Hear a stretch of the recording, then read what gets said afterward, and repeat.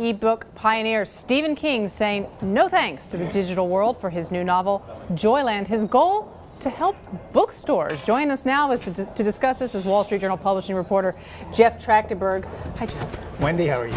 I'm good. I was a little surprised by this because I think of Stephen King as quite the digital pioneer. I mean, a decade. What happened? Did he push out one of his books just in ebook format? He did, and he is a digital pioneer. He's always loved anything new in book publishing land, but he's very committed to the bookstore, and he thought that if he only made his book available in one format, the physical format, people would actually have to go to a bookstore and buy a copy.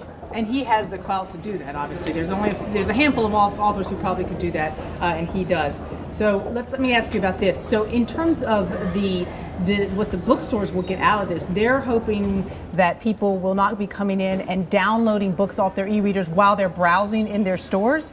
Well, certainly they never want that unless it's Barnes & Noble and they've arranged for that. But it's basically they're hoping people will come in, and it's not it's not just about buying one paperback. It's the idea that if we get you in, and then the beauty of going to a bookstore is not just going in for the title that you know you want.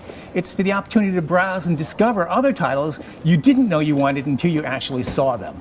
Now, Stephen King, he is able to retain his own ebook rights, which helps him be able to do this. In this case. In this case, not all authors can do that. Not all authors can do it, and not every large publisher would necessarily agree. His publisher here, Hard Case Crime, is a small publisher, independent. Yeah. They do crime novels. This is a huge get for them. So when Mr. King said he wanted to retain digital rights, they weren't going to say, no, we're going to have them or we won't publish. They were thrilled to have him. So what does he get out of this? I mean, why would he, I mean, it sounds nice to help out the bookstores, but what's in it for him? I think you just put your finger on it. That's it? Pretty much. He can sell anything he wants anywhere. Right. So when he comes to a small publisher and says, would you like to publish my novel Joyland, which is really sort of a charming coming-of-age book, which is why I decided to write about it, he's doing it because he likes the publisher. Yeah. He would like them to prosper. He knows that one new Stephen King book can perhaps keep them in business for a year or two. Right. So it's a huge get for them.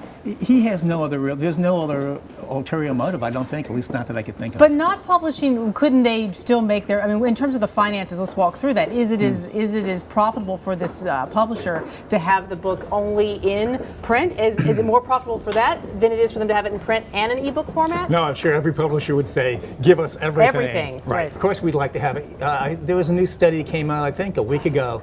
It said ebooks are now roughly 20% of all net publisher revenue. So obviously any publisher would like to retain that. But given the fact that Steve wanted people to go to bookstores, they were happy enough to get the book. And he has a sequel later to The Shining coming out, is that right? Dr. Sleep. Right. Everybody's waiting for that one. Right, and I thought what was interesting to me about Dr. Sleep is it's a sequel to The Shining, and each book is published by a different publisher, and they're cross-promoting the books. I hadn't seen that before. But he probably will have the ebook out on that one. Yes, of course. All right, Jeff Trachtenberg, thanks for being with us more in the Wall Enjoyed Street it, thank Journal. you.